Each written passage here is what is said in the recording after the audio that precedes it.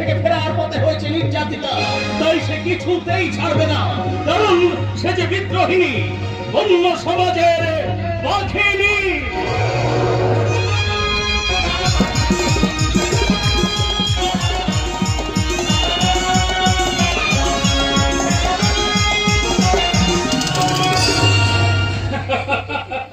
আচ্ছা, কি ব্যাপারে বলো তো দিশা, তুমি হঠাৎ এই টিফিনের সময় আমাকে এখানে ডাকলে কেন? আসলে বিশেষ কাজে ম্যাডাম থানায় গেছে। আদি এই তো সুযোগ, চলো না আদি। আরে খেপেছো নাকি? তোমার মাথা খারাপ আছে? দিদি এক্ষুনি এসে বলবে। না বাবা না, আমি পালাই।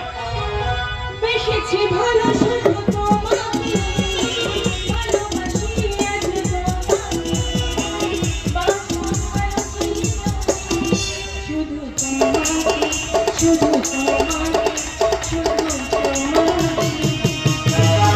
বেশি ভালো শুধু তোমাকে, ভালোবাসি আজ তোমাকে, বাঁচবো ভালো চিরদিন।